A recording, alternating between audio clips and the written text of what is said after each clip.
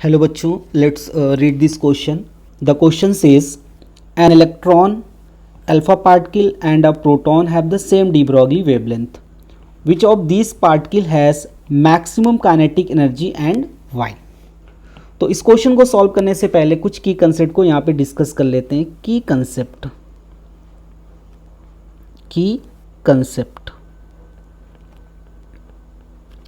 तो की कंसेप्ट में सबसे पहले यहाँ पे डिस्कस करते हैं डी ब्रॉगली वेवलेंथ। डी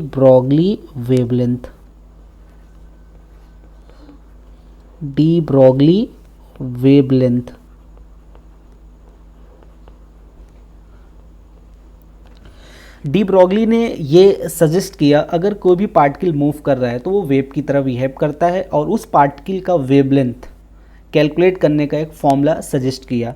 तो अकॉर्डिंग टू डी ब्रॉगली, तो wavelength of a moving particle is given by lambda equal to H divide by P. यानी यहाँ पे जो पार्टिकल नेचर है उसको वेव नेचर से डी ब्रॉगली ने रिलेट कर दिया और एक फॉर्मूला दिया lambda equal to H divide by P. तो यहाँ पे पी क्या है? पार्टिकल का मोमेंटम। अगर वो पार्टिकल मूव कर रहा है, यहाँ पे पी क्या है? पार्टिकल का मोमेंटम, और लैम्डा यहाँ पे क्या हो गया? उस पार्टिकल की वेवलेंथ हो गई। और यहाँ पे एच क्या है? यहाँ पे प्लैंक कांस्टेंट। अब हमें पता है अगर कोई भी पार्टिकल मूव करता है तो उसकी काइनेटिक एनर्जी का जो फॉर्मूला होता है वो होता है P square divide by 2m। तो यहाँ से अगर हम p की वैल्यू कैलकुलेट करेंगे, ये p की वैल्यू आ जाएगी अंडर रूट में 2km। अब इस 2km की वैल्यू यहाँ पे पुट कर देंगे, जो p हमने कैलकुलेट किया है तो यहाँ पे पुट कर देंगे। तो यहाँ से जो लैम्डा की वैल्यू आ जाएगी lambda equal to H divide by 2km। तो यहाँ पे जो लैम्डा आ गया वो आ गया in terms of kinetic energy. तो यहाँ पे जो डी ब्रॉगली वेवलेंथ हमने कैलकुलेट किया वो in terms of kinetic energy यहाँ पे कैलकुलेट कर लिया। अब इस की कंसेप्ट की हेल्प से इस क्वेश्चन को सॉल्व करते हैं। तो इस क्वेश्चन का जो सोल्यूशन यहाँ पे हो जाएगा सोल्यूशन। अब यहाँ पे इस क्वेश्चन में ये कह रहा है कि an electron, alpha particle and proton have the same de Broglie wavelength. यानी इलेक्ट्रॉन और अल्फा पार्टिकल और जो प्रोटॉन की डी ब्रॉगली वेवलेंथ यहाँ पे सेम है। Which of this particle has maximum kinetic energy and why. अब यहाँ पे हमें की कंसेप्ट से ये पता है कि जो लैम्डा होता है यहाँ पे वो होता है एच डिवाइड बाई 2km। तो यहाँ से जो लैम्डा हमने कैलकुलेट किया in terms of kinetic energy. अगर यहाँ पे दोनों साइड अगर स्क्वायर कर देंगे तो जो लैम्डा स्क्वायर आ जाएगा वो आ जाएगा एच डिवाइड बाई 2km। तो यहाँ पे ये एच स्क्वायर हो जाएगा। अब यहाँ पे इसको अगर आगे सॉल्व करेंगे तो यहाँ से अगर हम k की वैल्यू कैलकुलेट करेंगे तो k इक्वल टू यहाँ से आ जाएगा H square divide by 2m lambda square. अब यहाँ पे क्वेश्चन में क्या कह रहा है कि डी ब्रॉगली वेवलेंथ यहाँ पे क्या है? इक्वल है। तो यहाँ से ये जो जितने भी पार्टिकल हैं सबकी डी ब्रॉगली वेवलेंथ यहाँ पे इक्वल है। तो लैम्डा के यहाँ पे कांस्टेंट मान लेंगे, h भी कांस्टेंट हो गया और यहाँ पे 2 भी कांस्टेंट है।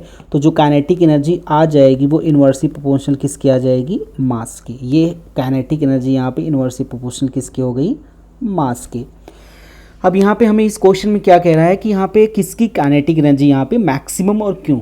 तो अब क्वेश्चन में इलेक्ट्रॉन है, अल्फा पार्टिकल है, प्रोटॉन। यहाँ पे क्वेश्चन क्या दिया है? इलेक्ट्रॉन दिया है, अल्फा पार्टिकल दिया है और यहाँ पे प्रोटॉन दिया है। तो हमें पता करना किसकी काइनेटिक एनर्जी यहाँ पे मैक्सिमम होगी और क्यों। तो हमने जो यहाँ पे एक रिलेशन बनाया है, काइनेटिक एनर्जी यहाँ पे इन्वर्सली प्रोपोर्शनल किसके हो गया? मास के। अगर डी ब्रॉगली वेवलेंथ यहाँ पे क्या है? कांस्टेंट है।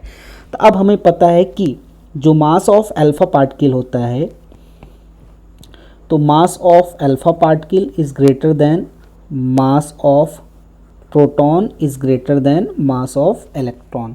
यानी अल्फा पार्टिकल का मास सबसे ज़्यादा होता है और फिर उसके बाद प्रोटॉन का मास होता है और सबसे कम किसका मास होता है? यहाँ पे इलेक्ट्रॉन का। ये हमें पता है। अब ये जो हमने रिलेशन यहाँ पे कैलकुलेट किया, ये वाला रिलेशन, तो यहाँ पे काइनेटिक एनर्जी किसकी इन्वर्सली प्रोपोर्शनल है? मास के।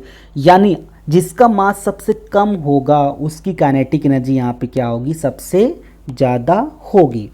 यानी अगर काइनेटिक एनर्जी के यहाँ पे हम रेशियो कैलकुलेट करें तो यहाँ से जो काइनेटिक एनर्जी हो जाएगी इलेक्ट्रॉन की वो सबसे ज़्यादा हो जाएगी। उसके बाद काइनेटिक एनर्जी, तो यहाँ पे सबसे ज़्यादा काइनेटिक एनर्जी किसकी हो जाएगी, इलेक्ट्रॉन की। उसके बाद जो काइनेटिक एनर्जी होगी प्रोटॉन की, और उस सबसे कम जिसकी काइनेटिक एनर्जी हो जाएगी वो अल्फ़ा पार्टिकल है। तो यहाँ पे सबसे जो मैक्सिमम काइनेटिक एनर्जी वो किसकी हो जाएगी, यहाँ पे मैक्सिमम काइनेटिक एनर्जी हो जाएगी इलेक्ट्रॉन की, और सबसे मिनिमम जो काइनेटिक एनर्जी होगी यहाँ पे अल्फ़ा पार्टिकल की होगी। रीज़न क्या है, क्योंकि यहाँ पे जो हमने यहाँ पे ये एक रिलेशन बनाया था, जो काइनेटिक एनर्जी होती है वो इन्वर्सली प्रोपोर्शनल किसके होती है, मास के। अगर को पार्टिकल मूव कर रहा है, अगर वो वेव की तरह बिहेव करता है, कंडीशन क्या होनी चाहिए, यहाँ पे लैम्डा, यहाँ पे क्वेश्चन में क्या दिया है, constant. So final answer is electron has maximum kinetic energy. Hope you understood it well. Best of luck.